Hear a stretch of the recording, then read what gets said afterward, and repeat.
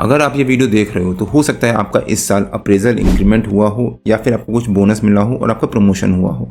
मेरे दोस्तों का जब अप्रेजल या इंक्रीमेंट होता है या फिर उनकी जो सैलरी बढ़ती है तब वो मेरे से पूछते हैं कि उस एडिशनल फंड्स का या फिर जो बड़ी हुई सैलरी है उस सैलरी को उनको कहाँ पर कंज्यूम करना चाहिए, कहाँ पर यूज़ करना चाहिए सो दैट उनको अच्छा रिटर्न मिले। वैसे तो आपका पैसा है या फिर उनका पैसा जहाँ मन चाहे वहाँ लगाएं, बट फिर भी मैं उनको एक एग्जाम्पल से समझाता हूँ। मान लीजिए आपकी सैलरी 1 लाख रुपए महीना है और उस 1 लाख रुपए को आप बहुत अच्छे से मैनेज कर रहे हो और उसमें आपका घर का खर्चा चल रहा है, आप अपनी EMIs भी पे कर रहे हो, एक गाड़ी भी मेंटेन कर रखी है, आप उसको एंटरटेनमेंट में भी यूज़ कर रहे हो, प्लस आप थोड़ा बहुत पैसा सेव भी कर रहे हो। मतलब उस 1 लाख रुपए को आप बहुत अच्छे से यूज़ कर रहे हो। अब मान लीजिए आपकी सैलरी 10% से बढ़ गई, मतलब आपकी जो अब सैलरी हुई वो 1 लाख रुपए से बढ़ के 1,10,000 रुपये हो गई।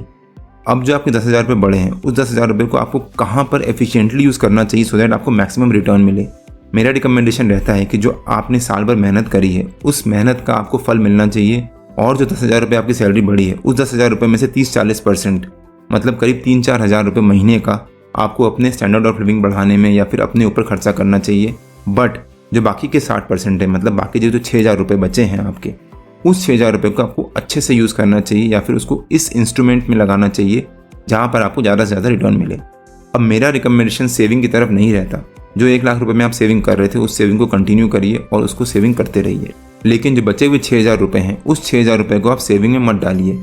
मेरा रिकमेंडेशन सेविंग की तरफ नहीं रहता, ये मेरा पर्सनल ओपिनियन है। ऐसा क्यों है? बिकॉज एक तो सेविंग में आपको लिमिटेड रिटर्न मिलता है, 4%, 5%, 7%, 7.5%, प्लस अगर आप सेविंग करते हो एक लिमिट के ऊपर आपको जो इंटरेस्ट मिलता है उस इंटरेस्ट पे भी आपको टैक्स पे करना पड़ता है। और एक और बड़ा रीज़न है कि सेविंग अगर आप करते हो तो वो आपके अकाउंट में हैंडी रहता है, मतलब आप कभी भी उस पैसे को विड्रॉ कर सकते हो। अगर आपको दिखता है कि आपके पास लमसम अमाउंट बड़ा हो चुका है तो आप उस पैसे को विड्रॉ भी कर सकते हो या फिर आप कहीं खर्चे में यूज़ कर सकते हो, जिस वजह से मैं सेविंग के फेवर में नहीं रहता।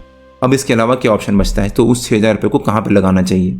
मेरा रिकमेंडेशन रहता है कि अगर आपके पास 6,000 रुपये बचे हैं और आप स्टॉक मार्केट से लिंक कर सकते हो या फिर आप स्टॉक मार्केट को थोड़ा सा जानते हो तो आपको वो 6,000 रुपये स्टॉक मार्केट में लगाने चाहिए। किस तरह से लगाने चाहिए?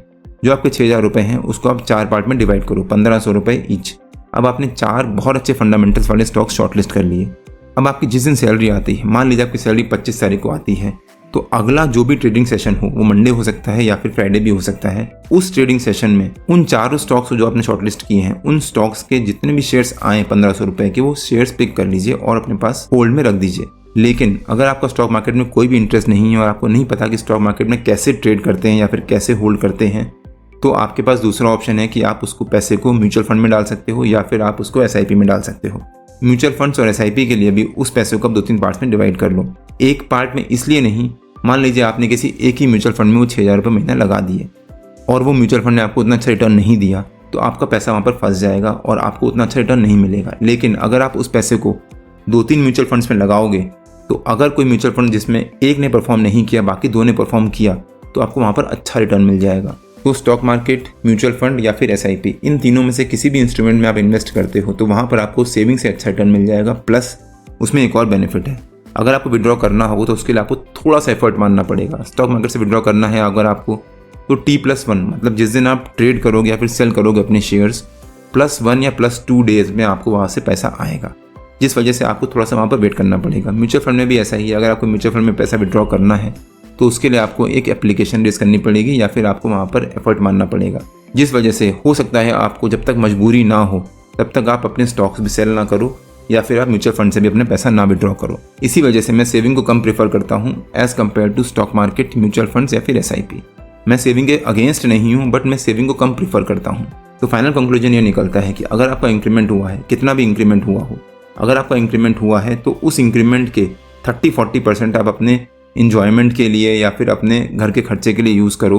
बट जो बाकी के 60% हैं उस 60% को आप सेविंग से बेटर किसी और इंस्ट्रूमेंट में लगाओ जहाँ पर आपको रिटर्न अच्छा मिले, प्लस आपको वहाँ से पैसा विड्रॉ करने के लिए थोड़ा सा एफर्ट मानना पड़े, चाहे वो T+1 डे का हो, चाहे वो कोई एप्लीकेशन भरने का हो या फिर फॉर्म भरने का हो। बाकी तो आपका पैसा है, आपको जहाँ मन चाहे वहाँ लगाओ। आप चाहो तो जो भी इंक्रीमेंट का पैसा है वो पूरा पैसा आप इस्तेमाल कर लो या फिर इधर उधर खर्चा कर दो। लेकिन मेरा रिकमेंडेशन रहता है कि थोड़ा बहुत सेव करना ज़रूरी है, भले ही आप सेविंग में करो या फिर आप स्टॉक मार्केट या किसी और इंस्ट्रूमेंट में करो। आप पे कुछ और थॉट्स हैं या फिर आपका जब भी अप्रेजल या इंक्रीमेंट होता है उस पैसे को आप कैसे यूज़ करते हो, प्लीज़ कमेंट से बताइए सो दैट हम भी वो सीखें। कल मार्केट में मिलते हैं। टिल देन जय श्री राम एंड जय हिंद।